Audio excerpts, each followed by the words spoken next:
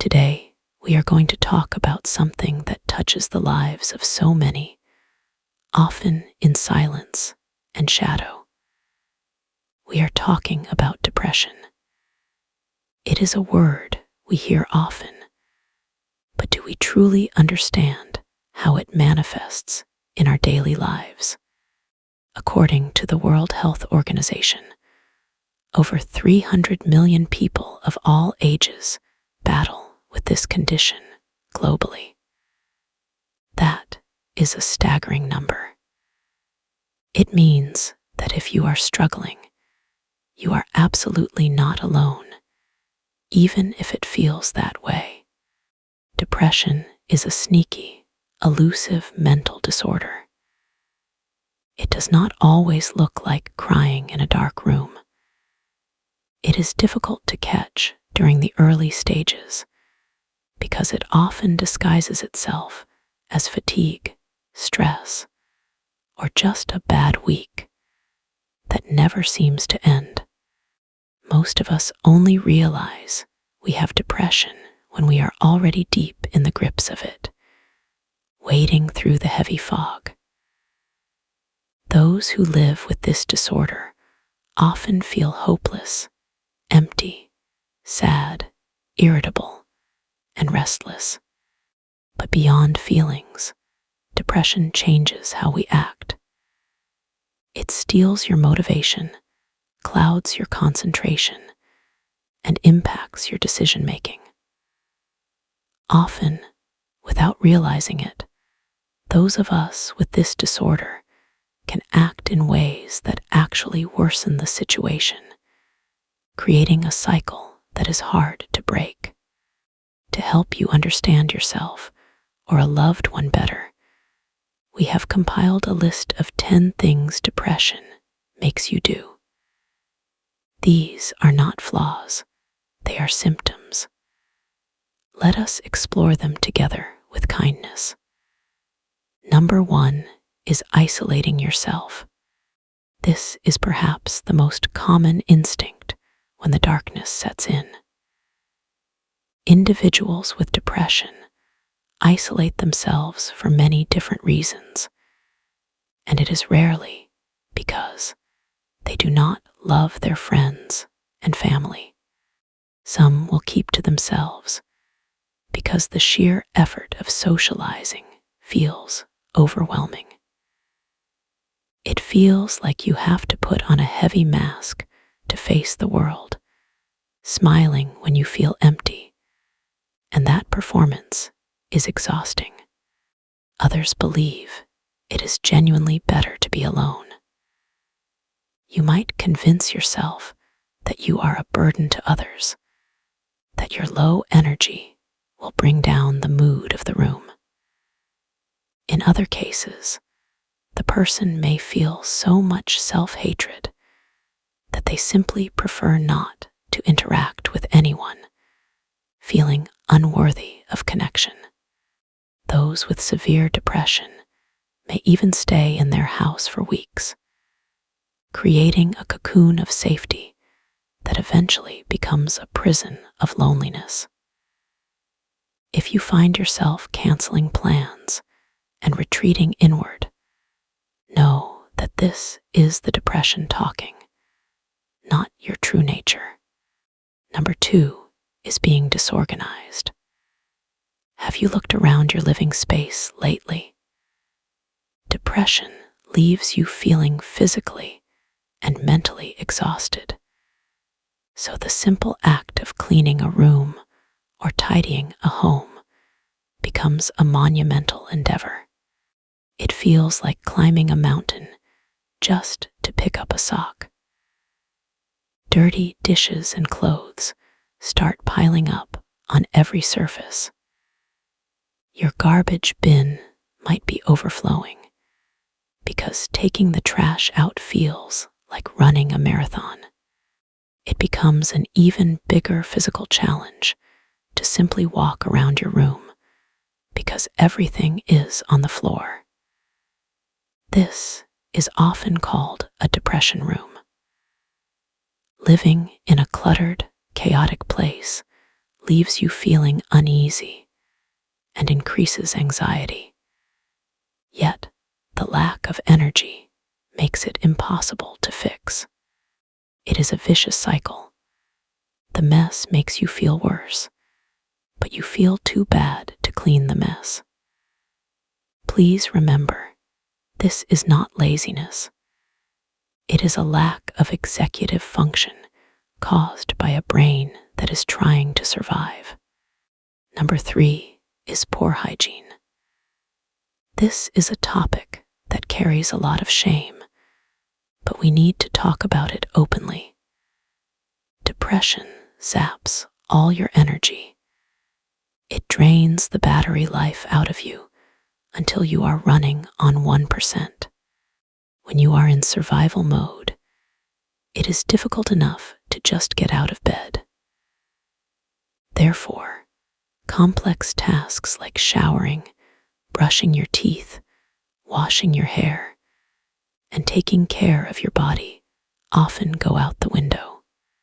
Those who have never experienced depression may see this behavior as gross or lazy. But the truth is, the sensory experience of showering, the temperature change, the standing, the scrubbing, the drying, can be physically exhausting and even painful at times. You might lie in bed knowing you need to wash, wanting to be clean, but your limbs feel like lead. If this is you, please be gentle with yourself.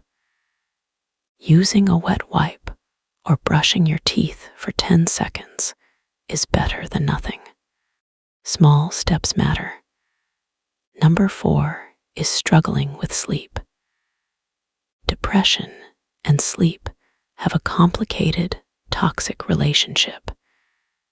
It affects your sleeping schedule in profound ways. Some of you may stay up all night, sleeping very little. The silence of the night is when the demons come out to play. Depression keeps you up with intrusive, unwanted thoughts that loop in your mind. You replay every mistake, worry about every future catastrophe, and feel anxious all through the night. This is often called insomnia. In other cases, the opposite happens.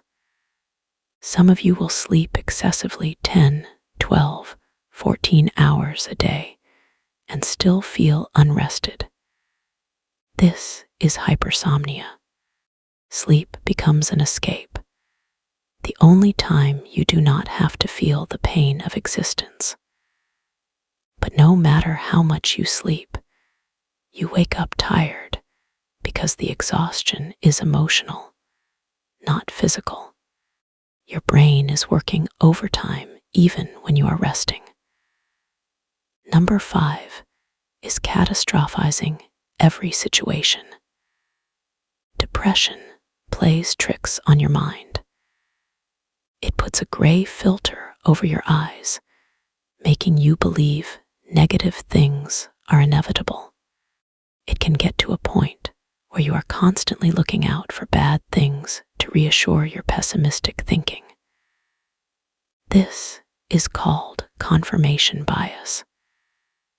If one small thing goes wrong, you spill your coffee. For instance, your brain says, "See, today is terrible. My life is a disaster." Every time something bad happens, you use it as evidence in a court case against your own happiness. You prove to yourself how bad life is. This slippery slope makes it difficult to see life under a brighter light. You stop expecting good things, and you start preparing for the worst constantly. It is a defense mechanism trying to protect you from disappointment, but it ends up robbing you of joy. Number 6 is terrible eating habits. Just like sleep, food becomes a battleground. Those with depression will typically swing to one of two extremes: eating too much or hardly anything at all. Some of you may find yourself in the kitchen eating everything in sight, seeking the dopamine hit that sugar or carbohydrates provide. You are trying to eat away the emptiness or sadness you are feeling, using food as a temporary comfort. On the other hand, others completely lose their appetite. Food might taste like cardboard or ash. You may feel disgusted by the texture of food, or simply forget to eat for an entire day because your stomach creates a knot of anxiety. In other cases, some of you may feel so exhausted that the thought of preparing a meal, chopping, cooking, cleaning, is overwhelmingly difficult, so you just don't eat. Both extremes deprive your brain of the nutrients it needs to heal, further deepening the depression. Number 7 is a lack of motivation. This is clinically known as anhedonia, the inability to feel pleasure. Depression steals your interests and desires right from under you. Think about the things you used to love. Maybe it was painting, playing video games, reading, or hiking.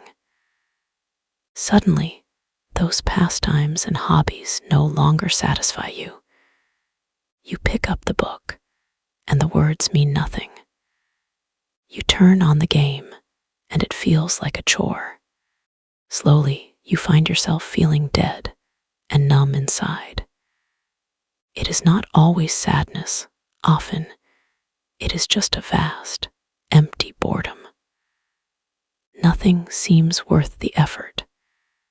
If you aren't careful, you will end up staying in bed all day, staring at the ceiling, not because you are tired, but because you cannot find a single compelling reason to get up.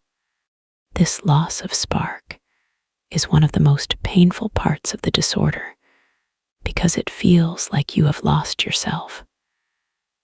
Number 8 is evading your problems. Life is full of challenges, bills, conflict, deadlines, chores. But depression makes you feel like you have no skin. Everything hurts, and everything is too much. Depression by itself is overwhelming. You can feel devastated and out of control most days. So trying to face additional situations and problems head-on feels impossible. Instead, you adopt a strategy of avoidance. You ignore the phone calls. You leave the mail unopened in a pile. You set the problem aside, hoping it will just disappear. But we know that ignoring problems rarely solves them. This, in turn, can bring more trouble because the issues continue to pile up. The late fees grow, the friends get angry, the deadlines pass. And this mounting pressure only feeds the depression, proving to your brain that you cannot handle life. It is a paralyzing fear of confrontation. Number 9 is feeling guilty and feeling self-hatred. This is the voice of the inner critic, and with depression, that critic has a megaphone. If you allow depression to take over your thoughts, then you will most likely feel intense self-hatred. You become your own worst bully. You look in the mirror and see only flaws. You analyze your past conversations and cringe at everything you said. You will continue to talk down to yourself, saying things to yourself that you would never, ever say to a friend or even an enemy. This often leads to the development of severe self-esteem issues along with a poor self-image. Eventually, you will believe you are not worth it anymore. You might feel you are a waste of space. Some people with this mental disorder can even feel guilt for things that are completely out of their control, thinking all their problems and the problems of the world are somehow their fault. It is a distortion of reality where you become the villain in every story. And finally, number 10, living in fear. Depression is not just sadness, it is also anxiety's shadow. People with depression often live in a state of constant, low-level fear that terrible things will happen to them. It is a sense of impending doom. In severe cases, some of you will actually sabotage a good situation because you do not trust it. You believe that if you are happy, the fall will be harder when it ends. So, you ruin the moment before it can ruin you. Other times, individuals will reject opportunities, a new job, a date, a trip, and stop pursuing their dreams because the fear of failure is paralyzing. It is a twisted way to protect yourself. Your brain thinks, if I don't try, I can't fail. But this prevents you from living and achieving amazing things. It keeps your world very, very small. You end up mourning the life you are not living, which feeds back into the sadness. Depression affects us all in different ways. It is a shapeshifter. The list mentioned in this video contains some of the common behaviors those with the disorder have, but your experience might be unique. You might have 5 of these symptoms, or you might have all 10. You might have symptoms we did not list today, like physical pain, brain fog, or extreme irritability. If you recognized yourself in this list, I want you to take a deep breath right now. Please listen to me closely. You are not broken. You are not crazy. You are not a failure. You are a human being going through a mental health crisis, and that is a medical condition, just like a broken leg or the flu. These behaviors, the mess, the isolation, the fear, are not who you are.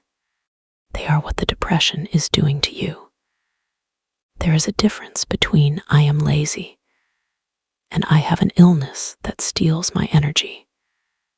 There is a difference between I am unlovable and I have a disorder that makes me isolate. Shifting that perspective is the first step toward healing. It is so important to reach out for help. I know that number 1 on our list, isolation, makes this incredibly hard. But try to tell just one person, a friend, a family member, a doctor, or a therapist. You do not have to carry this heavy backpack all by yourself.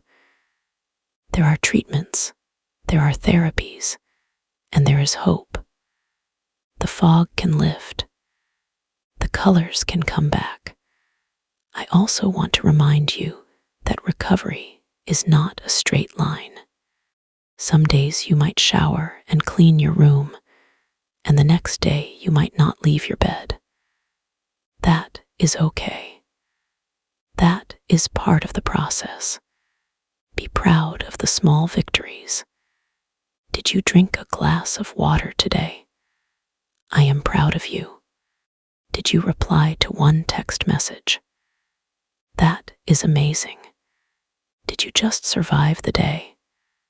That is enough. We are building a community here at Happy Aura where we can talk about these things without shame. Do you agree with these points? Did they resonate with your experience?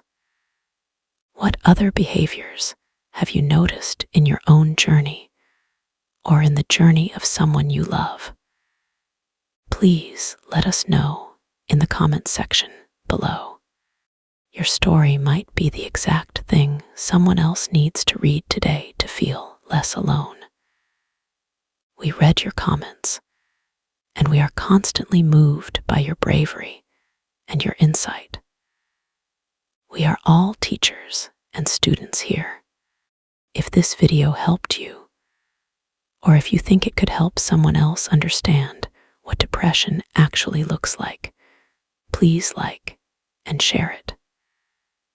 Social media is often a highlight reel, but sharing content like this helps break the stigma and shows the reality of mental health. Don't forget to hit the subscribe button and the notification bell icon. We have so much more content planned to help you navigate your emotional world, build resilience, and find your happy aura again. We are here for the long haul. Thank you for watching. Thank you for existing. And thank you for fighting. You are stronger than you know, and you are loved more than you can imagine. I want to add a few more thoughts before we truly say goodbye today, because 20 minutes is not enough to cover the depth of this topic. I want to talk about the concept of the mask. Many of you might be functioning depressives. You might go to work, smile at colleagues, get the job done, and then collapse the moment you get home. This is valid too. High-functioning depression is exhausting because you are constantly acting. If this is you, do not let anyone tell you that you don't look depressed. Your pain is real, even if you carry it well. Also, let us touch on the physical aspect again. Depression hurts. It can cause back pain, headaches, and stomach issues. The mind and body are connected. When your soul aches, your body aches. Treating your body with gentle kindness, a warm blanket, a cup of tea, a soft pillow is a way of treating your mind. You deserve comfort. And regarding the lack of motivation, that feeling of being stuck in quicksand, one technique that helps is the 5-minute rule. Tell yourself you will do the task for just 5 minutes. If you want to stop after 5 minutes, you can. Usually, the hardest part is starting. Once you start washing one dish, you might wash 2. But if you only wash 1, that is still a victory. Depression lies. That is its nature. It tells you nothing will ever change. But the one constant in life is change. Feelings are temporary. Clouds move. Storms run out of rain. Please hold onto that truth. If you are in immediate danger or feeling like you cannot go on, please contact a crisis hotline in your country. There are people waiting to listen who care about you. Your life has value. Your presence in this world makes a difference. I am sending you a massive, warm hug through the screen. Imagine a golden light surrounding you, protecting you, and warming you up. That is your happy aura, and it is still there, even if it is buried under the dust of depression. We will help you shine it up again. Take care, my friends. Be gentle, be patient, and keep breathing. We are right here with you. Goodbye for now.